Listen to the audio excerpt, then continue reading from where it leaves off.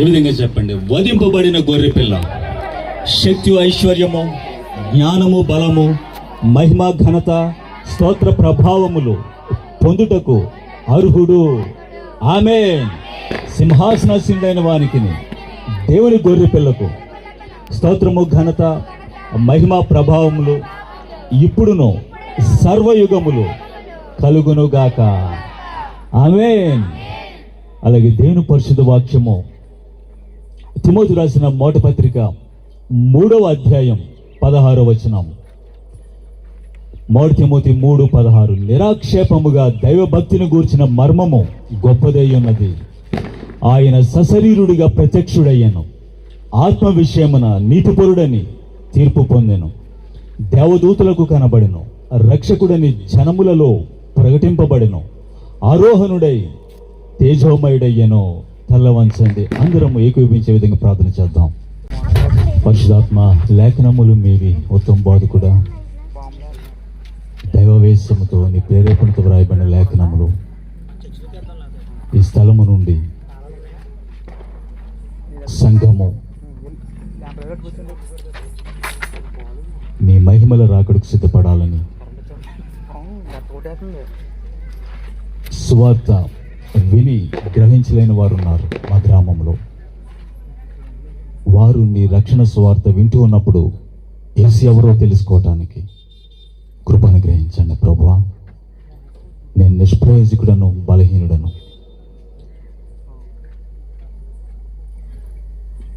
పరలోకపు తండ్రి, ప్రభుని యేసు నీ ఆత్మస్వరము వినపడిచే ప్రస్తుత కాలము సంఘము తెలుసుకోవాల్సినవి ఏ విధంగా నీ మహిమల రాకడకు సిద్ధపడాలనే విషయంలో మాకు అందరికీ తేటపరచమని మా ప్రార్థన, స్తుతి, ఆరాధన, విన్నపములు మా ప్రియుడు, రక్షకుడు, పునరుద్ధానుడు, మా కొరకు రాబోతున్న యేసుక్రీస్తు ప్రశస్త పునరుద్ధానాములో ప్రార్థించాలని వేడుకొంచున్నాము తండ్రి. ఆమేన్. దయచేసి అందరూ కూర్చోండి. చాలా రోజులుగా మేము ప్రార్థన చేస్తూ ఉన్నాం. దేవుని కృప వలన ఈ 6వ వార్డ్ కుటుంబాలకు, బిడ్డలకు, ప్రజలకు దేవుని వాక్యము, ఎండ్ టైమ్స్ సంఘము ఏ కాలంలో ఉన్నది, గాడ్స్ టైమ్ లైన్లో ఎక్కడున్నాం మనం, వచ్చే కాలంలో ఏం జరగబోతుంది ప్రపంచానికి అనే విషయంలో ప్రవచనముల నుండి మనం తేటగా ఈ రాత్రి తెలుసుకోబోతూ ఉన్నాం.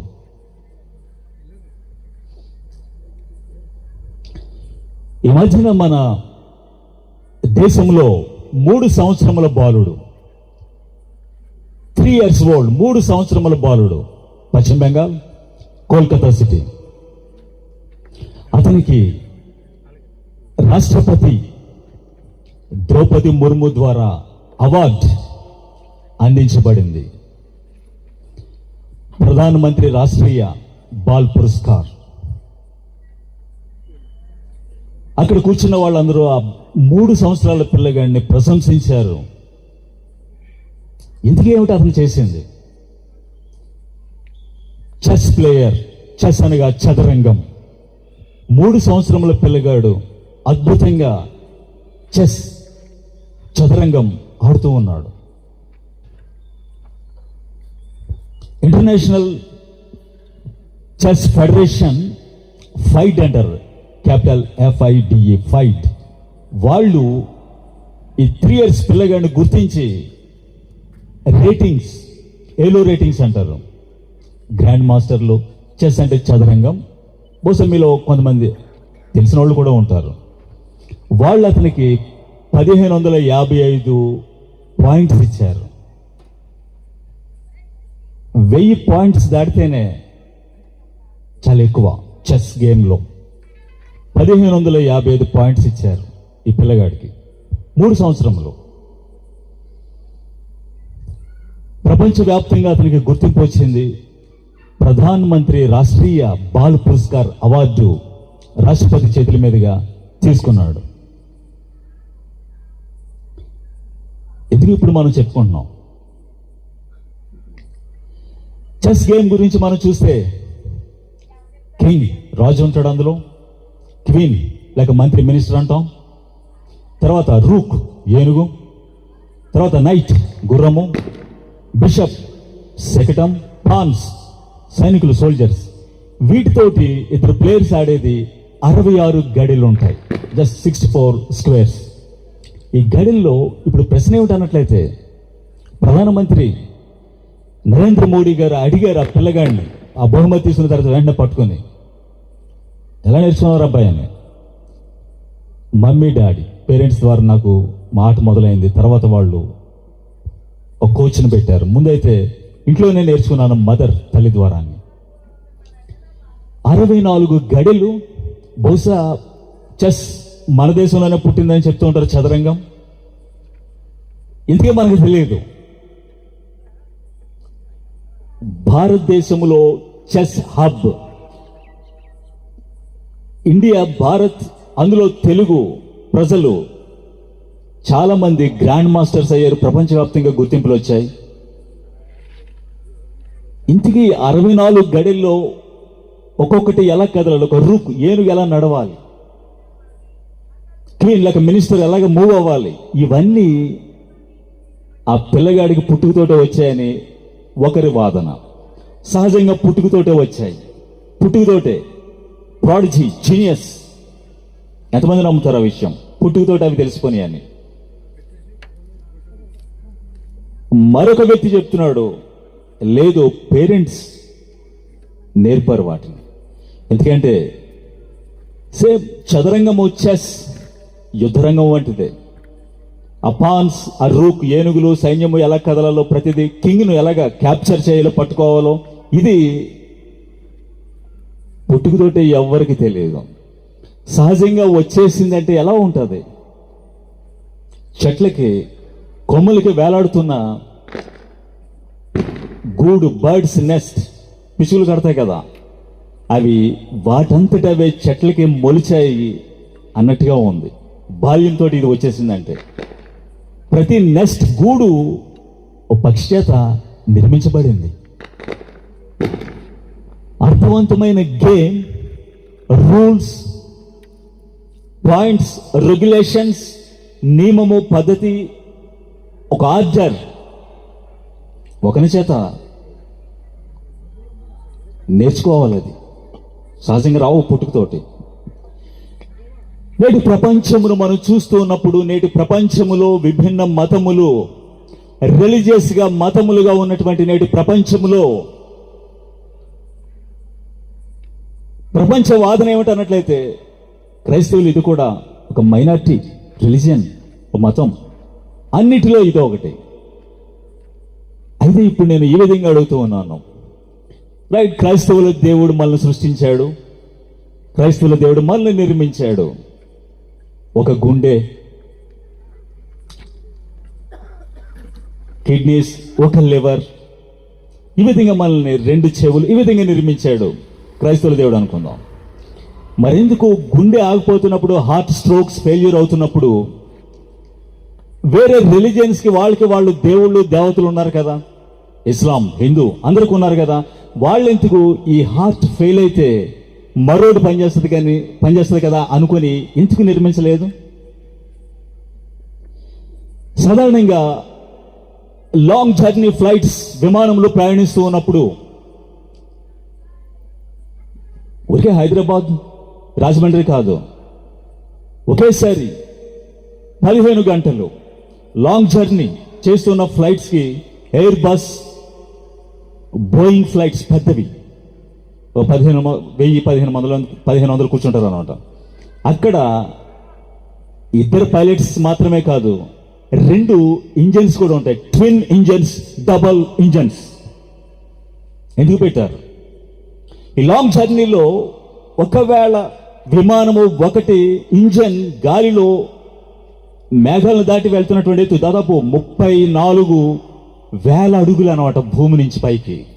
అక్కడి నుంచి ఇది ఎయిర్లో, గాలిలో ఒకవేళ ఒకటి ఫెయిల్ అయితే ఆల్టర్నేటివ్గా మరొకటి పనిచేయాలనే ఆలోచనతో ట్విన్ ఇంజన్స్, డబల్ పెట్టారు.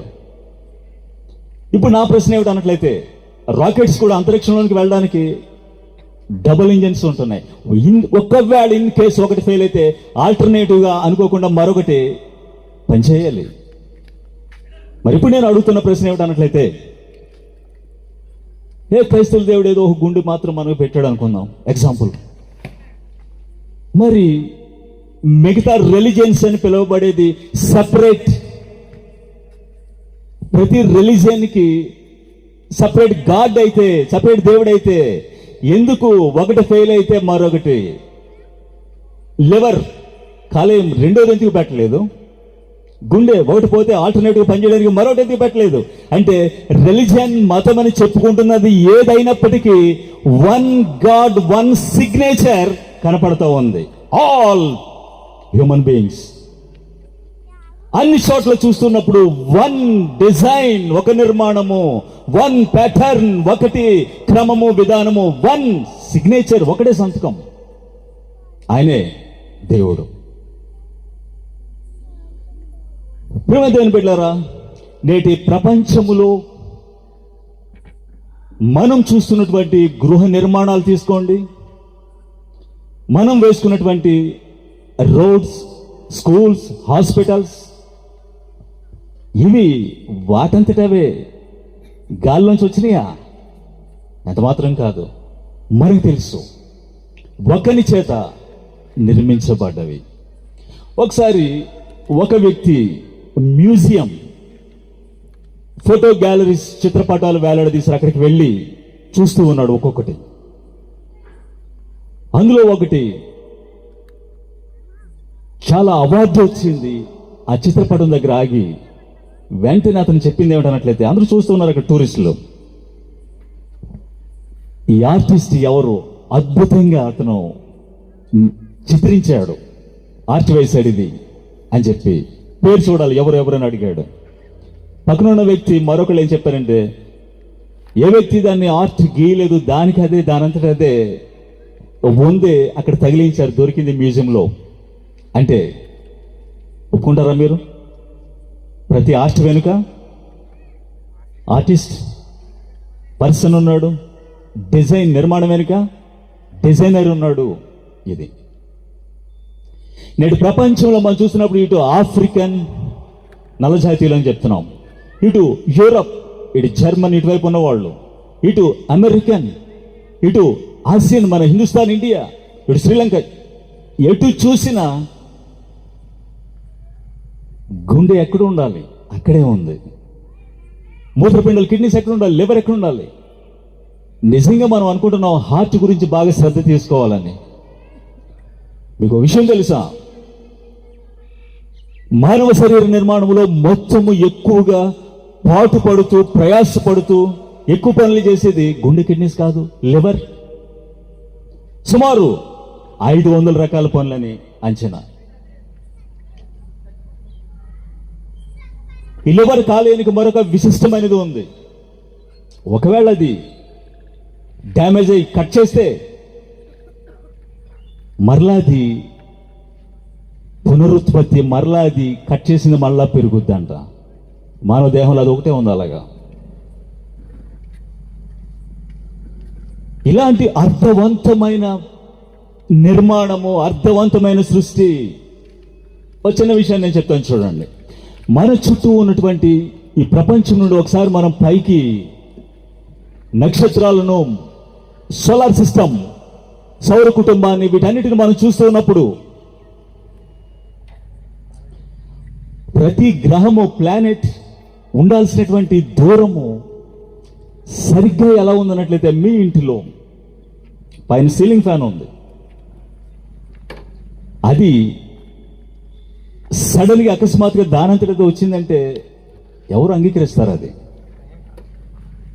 అది ఉండాల్సిన డిస్టెన్స్, దూరము, తలకి చేతులకి తగలకుండా ఒక దూరము, దాని వెనుక ఎలక్ట్రీషియన్ ఉన్నాడు.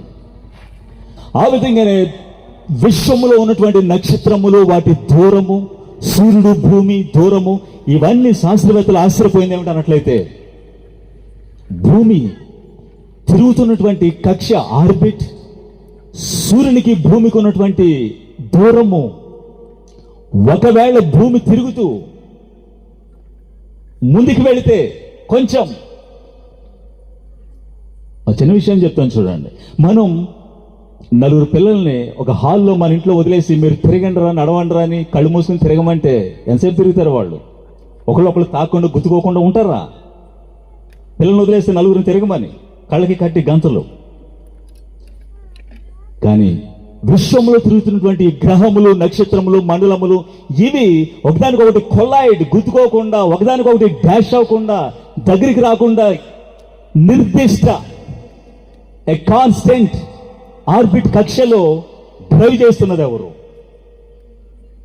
రెండవది, ఈ భూమి తిరుగుతూ కొంచెము ముందుకు వెళితే టిల్ట్, కొంచెం చూడండి ఇలా స్ట్రైట్ గా ఉన్నది. టిల్ట్ అంటే అర్థం ఏమిటి? జస్ట్ అలా సైడ్కి తిరగటం అనమాట. మొత్తం పడిపోవటం కాదు, ఫాలో అవటం కాదు, కొంచెం టిల్ట్ అవటం. కొంచెం జరిగితే ఇప్పటికే మనకి టెంపరేచర్ ఎంత ఉంది, చెమటలు పడుతున్నాయి ఇక్కడ. కొంచెం భూమి ముందుకెళితే ఈ సౌర ఫ్లేమ్స్, అగ్నికి మంటలకి కాలి బూడిదైపోద్ది ఈ భూగోళం. కానీ అలా ముందుకెళ్ళటం లేదు. తిరుగుతున్నటువంటి నిర్దిష్ట కక్షలో కొంచెము దూరంగా వెళితే అంతే కదా, మనం ఊరికి అటు ఇటు నడుస్తున్నప్పుడు తప్పుడు అడుగులు పడుతున్నాయి. ఈ భూగోళానికి కొంచెం కూడా ఆ విధంగా కాకుండా కొంచెం వెనక్కి వెళితే శీతలముగా చూడండి. ఫ్రిడ్జ్లో పైన డేపర్ ఉంటుంది కదా, ఫ్రిడ్జ్లో ఎలాగ మనం పెట్టినవి వారాలు కూడా అవి ఉంటాయి. కారణం ఫ్రీజ్ అయిపోవటం, గడ్డగట్టేయడం, మంచు వల్లే ఐస్ అయిపోవడం. ఆ విధంగా అవ్వటం లేదు. ఒకవేళ వెళితే భూమి విసిరినట్టు దూరంగా శీతలము మనందరం కూడా గడ్డగట్టి మంచు వలె చనిపోతాం. మరి ఎవరు ఈ కక్షల్లో నిర్దిష్టంగా డ్రైవ్ చేస్తూ ఉన్నది? ఆయనే లివింగ్ గాడ్, జీవము గల దేవుడు. ఇప్పుడు మనకు అర్థమైపోయింది, వన్ గాడ్ క్రియేటెడ్ ఎవ్రీథింగ్. ఒక దేవుడే సృష్టించాడు. కారణం ఏమిటి?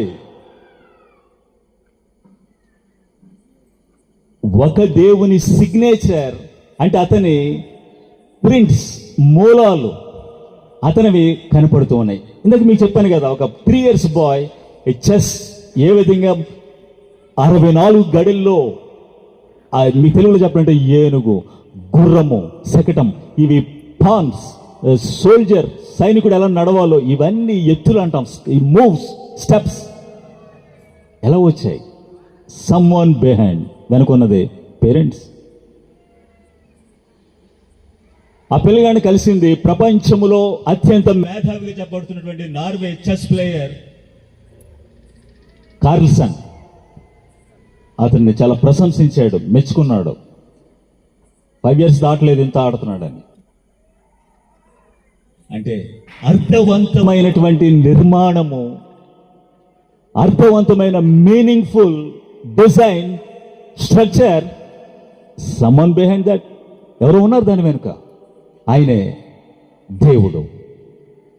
ఆ దేవుడు సృష్టించినటువంటి ఈ ప్రపంచము నేడు మనం చూస్తున్నప్పుడు, మన కాలము, మన జనరేషన్ మనం తీసుకున్నట్లయితే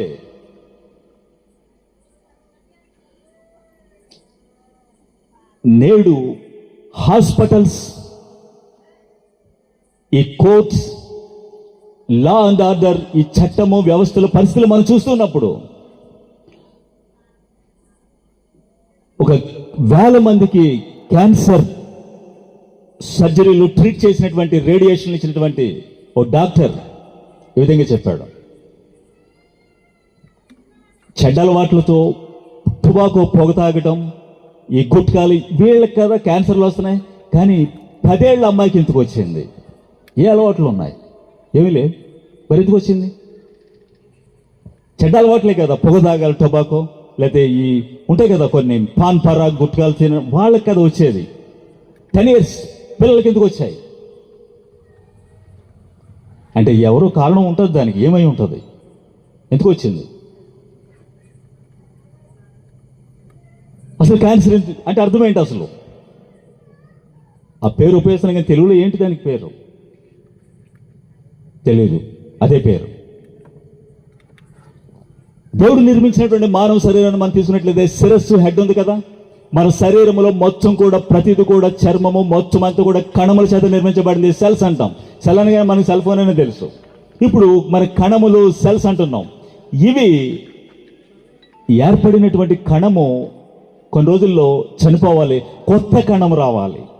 హ్యూమన్ బాడీ డిజైన్ చేసినప్పుడు దేవుడు ఇచ్చింది ఏమిటన్నట్లయితే ఈ సెల్స్ ఏర్పడినవి పాతవి. అందుకనే ఒకసారి మనం మృత చర్మం ఒకసారి రుద్దుకున్నప్పుడు పాతవి పడిపోతూ ఉంటాయి కదా, ఈ దుమ్ము డస్ట్ కింద పడిపోతూ ఉంటుంది కదా, ఇవి రాలిపోవాలి, కొత్తవి ఏర్పడాలి. ఇది ఆర్డర్ ఇచ్చేది బ్రెయిన్, మెదడు, మైండ్. అయితే ఈ సెల్స్లో కణాల్లో 1-2 కొన్ని కణాలు, ఇవి కోట్లుగా ఉన్న బిలియన్స్ మన శరీరంలో అందరికీ ఉన్నాయి. కొన్ని కణాలు చావటం లేదు. మీకు అర్థమయ్యే భాష చెప్తున్నాను, చావటం లేదు కొన్ని కణాలు. ప్రతిదీ కణం అనగానే ఏమవ్వాలి చెప్పండి? చనిపోయి వాడి స్థానంలో ఏమి రావాలి? కొత్తవి రావాలి. ఇది డిజైన్, నిర్మాణం. కొన్ని చావటం లేదు. మరింతకి చావటం లేదు అంటే బ్రెయిన్ ఆర్డర్స్ ఇచ్చినప్పుడు అవి వినటం లేదు, తీసుకుంటాం లేదు. ఎందుకైంది అలాగా? ఒక విషయాన్ని మీకు చెప్తున్నాను చూడండి. నేడు మనం ఉపయోగిస్తున్నటువంటి వస్తువులను చూడండి, తినే ఆహారం తీసుకోండి. చికెన్ తినకూడదు అంటున్నాం, కారణం ఏమిటి? హార్మోన్ ఇంజెక్షన్ చేస్తారు. అంటే కొన్ని నెలల్లో పెరగాల్సిన వెయిట్ వారాల్లో, రోజుల్లో వచ్చేస్తూ ఉంది. దానికి తినకూడదు అంటున్నాం, రైట్? కాయగూరలే తినాలి మనం, ఆకులే తినాలి మనం, వెజిటబుల్సే తినాలి మనం. పండిస్తున్నటువంటి పంటలను మనం ఒకసారి చూస్తే గతంలో 50 ఏళ్ల క్రితం ఎకరంలో పండాల్సిన పంట 10-15 బస్తాలు మాత్రమే. కానీ నేడు పండుతూ ఉన్నది ఎంత చెప్పండి? 45-50 బస్తాలు. ఎలా వచ్చాయి? సారం ఏమైంది? అప్పుడు ఎందుకు అలా లేదు, ఇప్పుడు ఎందుకు వచ్చింది? ఎరువులు, మందులు వేయటం కదా, రసాయనాలు కాదా, పెస్టిసైడ్స్ కాదా? తోటకూర దగ్గర నుంచి ప్రతి వస్తువు, ప్రతి వెజిటబుల్, టమాటోస్ ఏది తీసుకోండి రసాయనాలే. మనం ఆడించినటువంటి మెరుగైన కారం తీసుకోండి రసాయనాలే. మొత్తం దాంతో ముంచి వాళ్ళు పాడవకుండా అమ్మకాలు చేస్తున్నారు. మనం వాటిని తెచ్చుకొని ఎండబెట్టి ఆడించేస్తున్నాం కారం. అంటే వాటిలోనే అది ఉంది. ఇలా మనం తీసుకున్నప్పుడు ప్రతి వస్తువు మొత్తం అంతా కూడా ఏమైందంటే కెమికల్స్, రసాయనములు. అంటే మనం ఒక రకంగా రసాయనాలు తింటున్నాం. కాబట్టి ఇవి రాకేమవుతాయి? నేరం ఎవరిది చేసింది? అవే ఉన్నాయి. చివరికి మనం తినే టీ, కాఫీ, అలాగే కర్రీ పాయింట్లు మనం తెచ్చుకునేవి వేడి ఎక్కడ కడుతున్నారు వాళ్ళు? ప్లాస్టిక్లోనే. కాబట్టి ఏమవుతుంది తర్వాత? కాబట్టి నేటి ప్రపంచాన్ని మనం చూస్తున్నప్పుడు పీల్చే గాలి పొల్యూషన్ చెడిపోయింది, త్రాగే నీరు పొల్యూషన్, తినే ఆహారము పొల్యూషన్, మొత్తం అలాంటి ప్రపంచంలో, ఎలాంటి ప్రపంచంలో మనం ఉన్నాం? ఇదేమైనా బెటర్ వరల్డ్గా ఉందా ప్రపంచం? మరొకటి మనం ఆలోచిస్తే,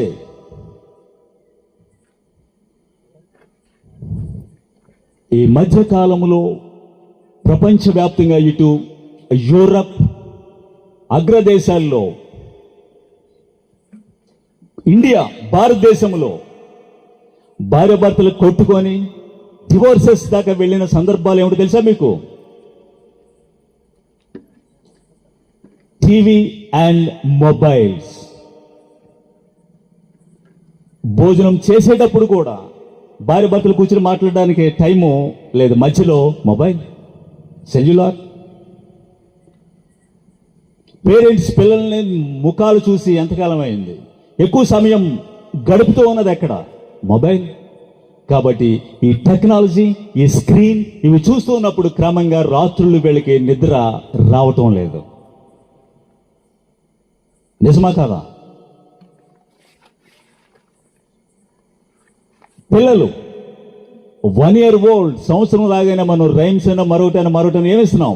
మొబైల్స్. కాబట్టి బ్రెయిన్ సర్జరీలు చేసినటువంటి, వేల కొలది సర్జరీలు చేసినటువంటి బ్రెయిన్ డాక్టర్ ఏం చెప్పాడు తెలుసా మీకు? స్కూల్కి వెళ్తున్న పిల్లలు, టీనేజ్ యవనస్తులు, వీళ్ళందరూ ఇప్పుడు ఎందులో ఉన్నారంటే రాట్ బ్రెయిన్. గుర్తుపెట్టుకోండి, ROT, రాట్ బ్రెయిన్. అంటే మరొకటి మీకు చెప్పాలంటే రాటెన్ ఎగ్స్, రాటెన్ టొమాటోస్, అనగా కుళ్ళిపోయిన కోడిగుడ్లు టమాటాలు అంటే అర్థమైంది కదా ఇప్పుడు మీకు. ఇప్పుడు బ్రెయిన్, మెదడు పాడైపోయింది, చెడిపోయింది, రాట్. మంచి బట్టలు ఉన్నాయి, ఇట్లా అన్నీ ఉన్నాయి, కానీ ఏం జరిగింది? అదే టెక్నాలజీ చేస్తున్న పనులు చూస్తూ ఉన్నవి. కాబట్టి ఇలాంటి ప్రపంచములో సృష్టికర్త అయిన దేవుడు, నిర్మించినవాడు, అర్థవంతంగా నిర్మించి మనకి గాలి, నీరు, వస్తువులన్నీ ఇచ్చినవాడు, మనకంటే ఒక దేహం ఇచ్చినవాడు, మనస్సాక్షి ఇచ్చినవాడు, చేసింది తప్పు అని తెలుసుకోవడానికి, తప్పులు తెలుసుకోవడానికి కాన్షియన్స్, ఇవన్నీ ఇచ్చినవాడు మనుషుల్లో ఒకడిగా భూమి మీదకి రావాల్సి వచ్చింది. ఆయన పేరు నజరేయుడైన యేసుక్రీస్తు. ఆమేన్. ఎవరైతే సమస్తాన్ని సృష్టించాడో, క్రియేటర్, అ లివింగ్ గాడ్, ఎవరైతే ఈ లోకాన్ని, విశ్వాన్ని, అంతరిక్షము నిర్మించాడో భూమి మీదకి వచ్చేసాడు. అదే వచ్చిన మీకు నేను చదివాను. నిరాక్షేపంగా దైవభక్తిని కూర్చిన మర్మము గొప్పదై ఉన్నది. ఆయన సశరీరుడయ్యను, రక్త మాంసములు ధరించి వచ్చాడు భూమి మీదకి. ఎందుకు రావాల్సి వచ్చింది? సృష్టించిన వాడు నరపుత్రుడిగా, తల్లారా మీరు బిడ్డని ప్రెగ్నెంట్ అయినప్పుడు గర్భసంచి పరిమాణం సైజ్ ఎంత? ఆకాశ మహాకాశములు పట్టజాలని దేవుడు కన్య గర్భంలోనికి వచ్చాడు. ఎలాగా? బస్సులో మనం ప్రయాణిస్తున్నప్పుడు, ట్రైన్లో మనం వెళ్తున్న బెర్త్ మనం సరిపోవడం లేదు. రాజైన సొలొమోను విధంగా చెప్పాడు, ఆకాశం మహాకాశం పట్టజాలని దేవుడు ఏ విధంగా వచ్చాడు భూమి మీదకి. అది ఇప్పుడు మనం తెలుసుకోబోతూ ఉన్నాం. సమస్తమును సృష్టించిన దేవుడు ఎందుకు భూమి మీదకి వచ్చాడు?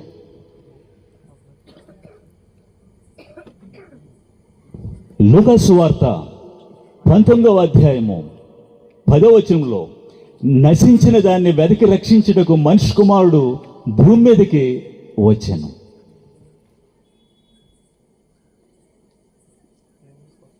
ఎవరైతే సమస్తాన్ని సృష్టించాడో, రక్త మాంసములు ధరించి, నిరాక్షేపంగా, ఎలాంటి కాంట్రవర్సీ లేదు.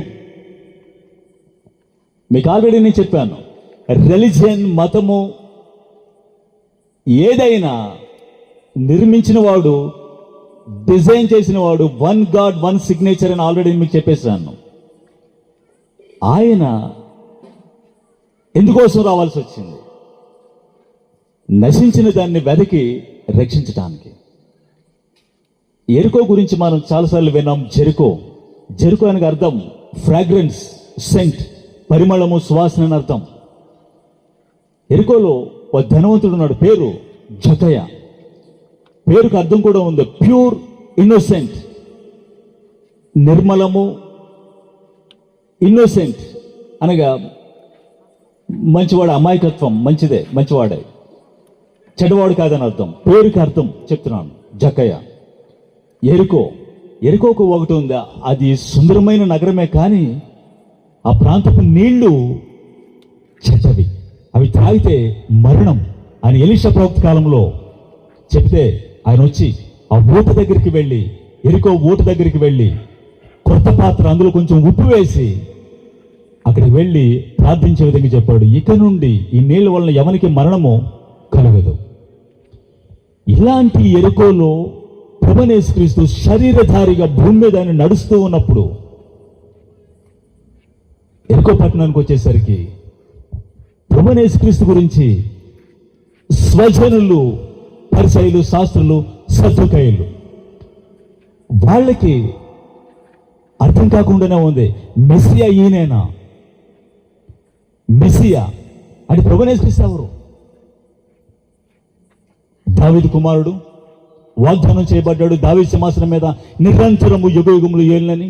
ప్రభువైన యేసుక్రీస్తు ఎవరు? దేవుని కుమారుడు, సన్ ఆఫ్ గాడ్, క్రీస్తు, అనాయింటెడ్, అభిషిక్తుడు, మెస్సియాగా వచ్చాడు. ప్రభువైన యేసుక్రీస్తు ఎవరు? మనిషి కుమారుడు, సన్ ఆఫ్ మ్యాన్, మనుషులందరి కోసం పరిహారము, ప్రాయశ్చిత్తం చేయడానికి మనిషి కుమారుడుగా వచ్చాడు. ఇలాంటి పేర్లు కలిగిన ప్రభువైన యేసుక్రీస్తు మరికొంతమంది అర్థం కాకుండానే ఉన్నారు. ఎవరైనా, ఎవరు అసలు? అలాగే ధనవంతుడు జక్కయ్య అంటున్నాను కదా, అతను కూడా ఈ విధంగా ఒకసారి అనుకొని చూడాలి అసలు ఎవరు. సాధారణంగా మనకి వినపడుతూ ఉన్న పేర్లు వింటూ ఉన్నాం, అయితే ఎవరు అనేది తెలుసుకోవాలి.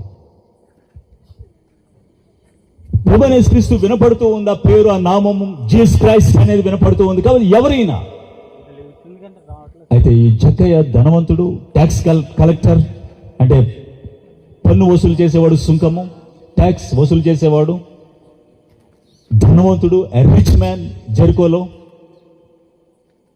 అయితే తనకుండే ఆ బిజీ, ఆ పనులు, తర్వాత కొంచెం ప్రత్యేకమైన వాడు కాబట్టి చూడాలి మొత్తానికి ఆయన నిర్ణయం తీసుకున్నాడు. అందులో ఇతను కొంచెం షార్ట్గా ఉన్నాడు కాబట్టి పొట్టిగా చూడాలని చెప్పి మేడి చెట్లు, ఇప్పుడు మనకి ఇక్కడ వేప చెట్లు ఎలా ఉంటాయి సహజంగా, ఈ ఇజ్రాయెల్, ఆ మిడిల్ ఈస్ట్లో ఇవి సాధారణంగా ఉంటాయి. ఆ చెట్టు ఎక్కి ఆ గుబురులో ఉండి ప్రభు ఎలా వస్తాడు నడుచుకుంటూ ఈ టర్నింగ్ మలుపులో అని చెప్పి చూడడానికి అక్కడ కూర్చున్నాడు. ప్రియమైన వారులారా, యేసు ఎవరు? Who is Jesus Christ? ఒకవేళ దూరంగా వింటూ ఉన్న మీరు, బహుశా ఇక్కడ చాలా మంది చర్చిస్కి వెళ్ళే వాళ్ళే ఉన్నారు. ఇక్కడ దూరంగా వింటూ ఉన్న వాళ్ళకి యేసు ఎవరు ఒకసారి కూడా విన్న వాళ్ళు ఉన్నారా? మన గ్రామంలో, మన ప్రాంతంలో, తెలుగు రాష్ట్రాల్లో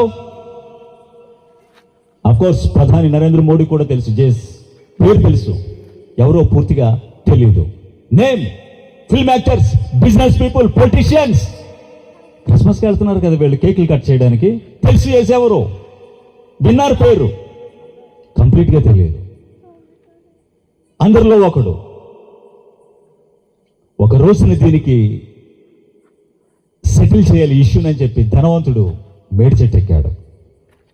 సరిగ్గా అక్కడికి వచ్చేసరికి జనమంతా ప్రభు చూస్తూ ఉన్నారు. యేసు ఎవరో తెలుసుకోవడానికి ఎందుకు చెట్టు ఎక్కాల్సిందే. ఫస్ట్ అతను కురసగా ఉన్నాడు, పుట్టువాడు. నేటి సమాజంలో యేసు ఎవరు? ఫలానా లేబర్ ప్యాటర్న్లో ఉన్న వాళ్ళకి దేవుడు అని గవర్నమెంట్ మతంలో ఉండి రిజర్వేషన్లు విభజించారు కదా, వాళ్ళకి దేవుడు గవర్నమెంట్ చెప్తూ ఉంది. మైనారిటీ వర్గం వాళ్ళకి దేవుడు అని. అయితే యేసు ఎవరో చూడాలంటే, బాగా వినాలి మీరు, యేసు ఎవరో చూడాలంటే నీవు కొంచెం ఎదగాలి. నీ పాయింట్ ఎక్కడ నిలబడి చూడాలి. నువ్వు యేసును చూడడానికి చర్చెస్కి వెళ్తున్న వాళ్ళని చూసి అంచనా వేయకండి. ఓ ప్రార్థనకి వెళ్ళే వాళ్ళు ఇంతే కదా, ఎవడు భక్తిగా ఉన్నాడు, వీళ్ళను పాస్టులు చేసేదే పని, సంఘ పెద్దలు ఇది చేసే పని, ఇది ఎవడికి మారు మనసు ఉంది? రైట్, అందరూ ఒకప్పుడు పాపం చేస్తాం, ఇప్పుడు కాదు. మరి ఒకప్పుడు చర్చెస్ మందిరానికి వెళ్తున్నప్పుడు చీకటిలోంచి వెలుగులోనికి వచ్చాం. పాపము, అసహ్యమైన వాటిలోంచి, ఐగుప్తులో నుంచి కాల్డ్ అవుట్, బయటకు వచ్చాం. రాకముందు అదే పని, వచ్చా కూడా ఇదే. కాబట్టి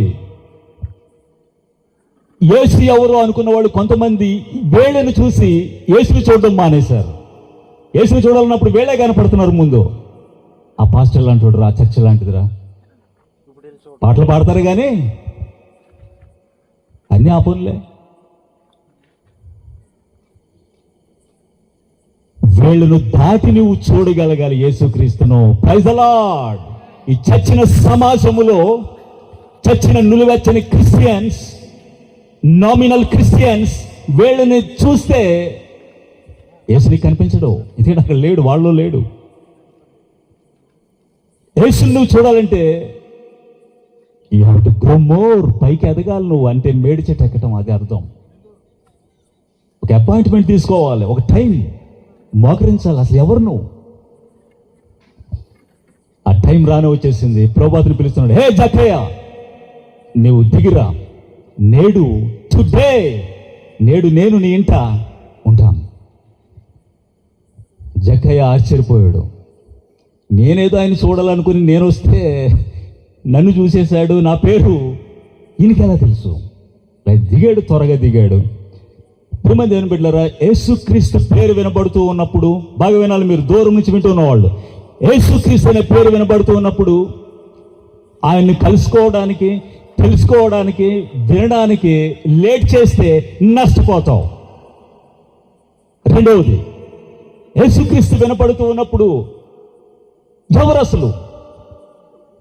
ఒకసారి చాలా చాలా చాలా చాలా సంవత్సరముల క్రితం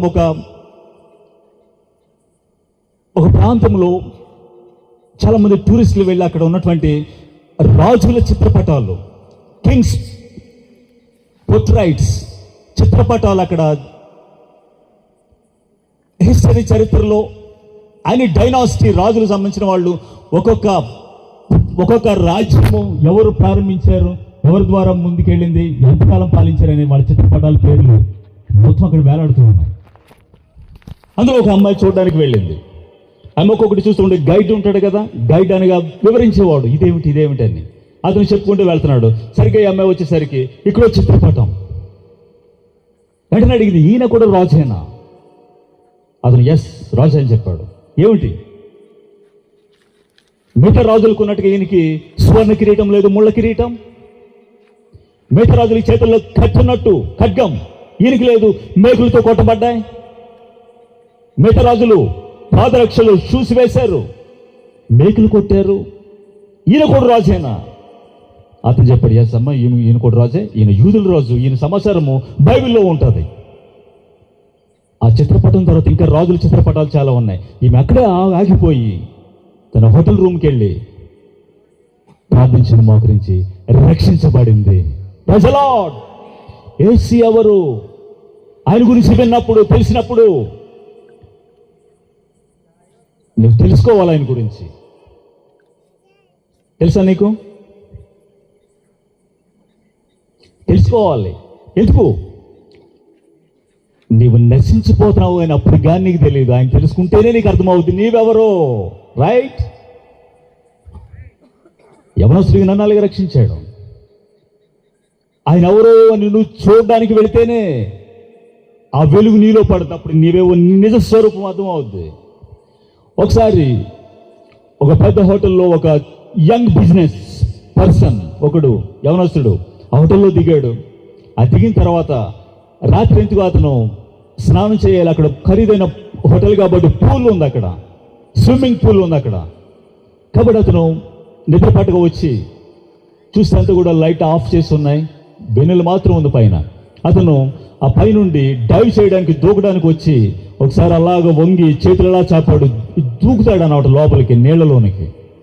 అలా చేతులు చాపేసరికి అతని నీడ అందులో కనపడి మూన్ లైట్, మామూలు లైట్లు లేవు అక్కడ. ఆ లైట్కి ఈ చేతులు తల ఎలా చూసేసరికి నిజంగా క్రాస్ సిలువ కనపడింది అతనికి. ఏమిట్రా సిలువ గుర్తు కనపడిందని చెప్పి వెంటనే అతని మనసులో పశ్చాత్తాపం వచ్చి, చేసినవి గుర్తొచ్చి పశ్చాత్తాపడి మోకరించాడు.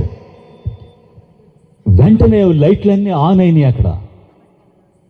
ఆ కేర్ తీసుకునేవాడు స్విమ్మింగ్ పూల్కి అతను కేకలు వేసాడు, డైవ్ చేయకు, దూకొద్దు, నీళ్లు నేను ముందు సాయంకాలం పూట నీళ్లు మొత్తం తోడేసాను క్లీన్ చేయడానికి, నీవు దూకావంటే తల పగిలి చస్తావు, దూకొద్దని చెప్పాడు. నిజంగా అతను సిలువ అర్థమవగానే ఎందుకు వచ్చింది నాకు యేసుక్రీస్తు పని ఏమిటని దూకుంటే తల పగులు ఉండేది.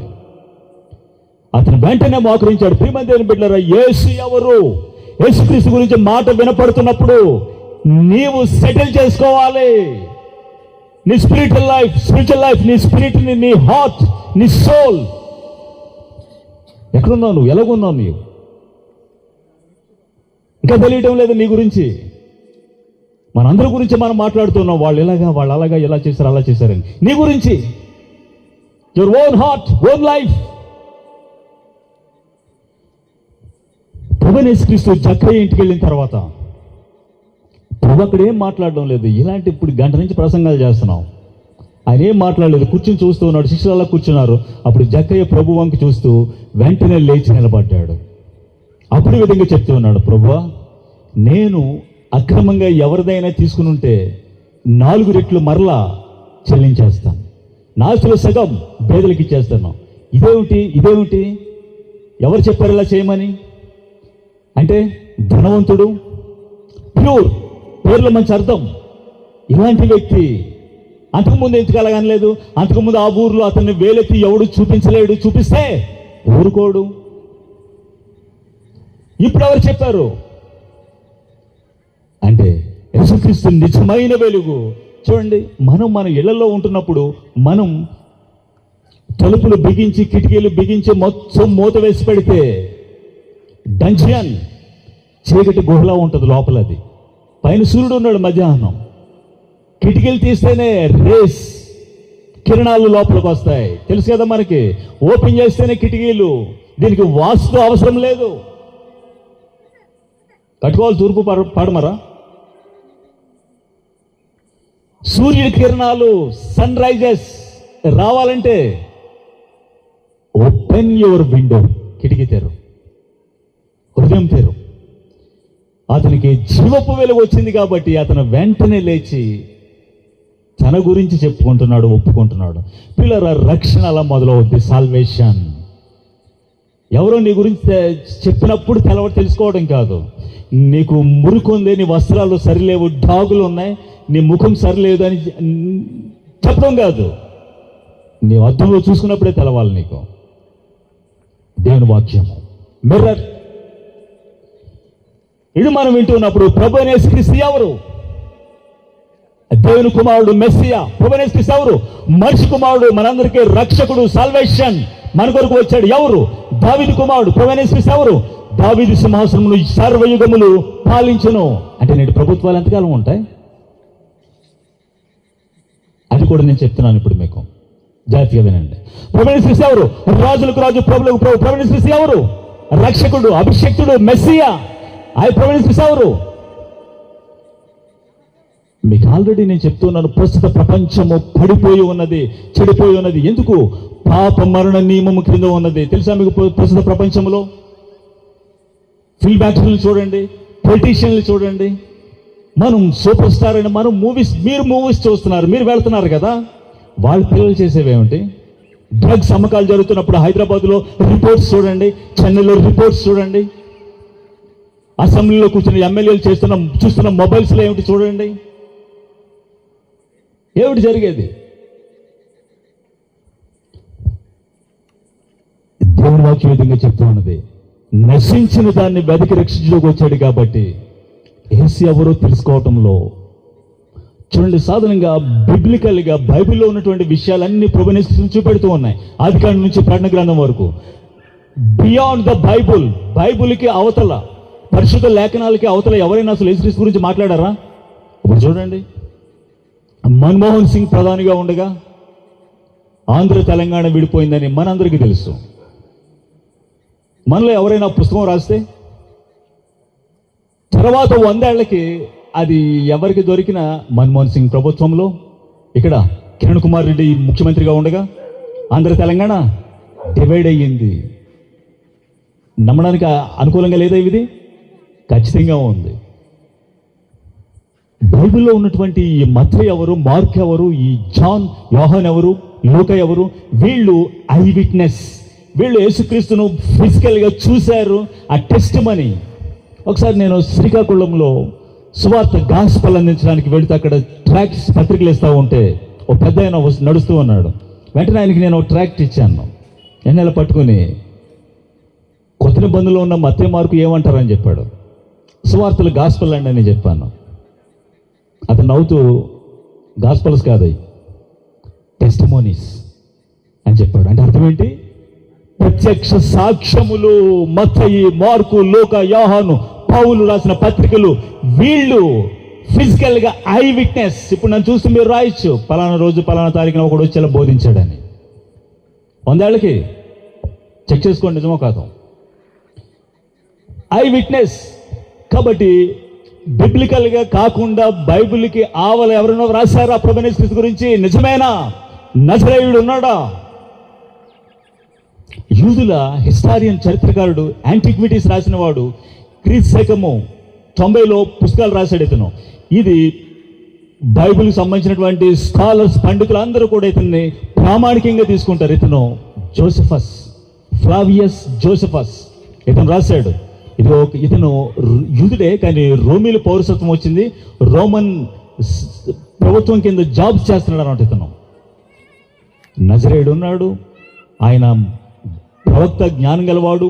ఈ విధంగా ఆయన్ని సిలువ వేసి చంపేశారు అని ఇతను రాశాడు. రెండవది రోమన్ హిస్టారియన్, రోమ్లో హిస్టారియన్, చరిత్రకారుడు. మరియు అతను ఇప్పుడున్నటువంటి మన పార్లమెంట్ సభ్యులు అంటాం కదా, అలాగా వాళ్ళ కొలువులో చేసిన వాడు టాసిటస్ పేరు, ఇతను రాశాడు. సేమ్ నజరేయుడు ఉన్నాడు యేసుక్రీస్తు అని, ఆయన్ని తర్వాత సిలువ వేశారు, తిరిగి మరలా లేచాడని శిష్యులు ప్రచారం చేశారు అనే విషయాలు వ్రాశాడు. ఇది అన్నాల్స్ అనే అతని పుస్తకంలో. తర్వాత ప్లైనీ ద యంగర్ క్రీస్తు 100లో ఇతను రాశాడు. ఇతను కూడా రోమన్ హిస్టారియన్, చరిత్రకారుడే. అంటే యేసు ఎవరో అన్ని చోట్ల అన్ని ప్రభుత్వాల్లో ఆయన గురించి ప్రస్తావించిన వాళ్ళు 2000 సంవత్సరాల క్రితమే ఉన్నారు. మరి అయితే ఇప్పుడు ప్రశ్న ఏమిటి? ఆ ప్రభువైన యేసుక్రీస్తు భూమి మీదకి ఎందుకు వచ్చాడు? అందరూ ఒకసారి లేచి నిలబడదాం.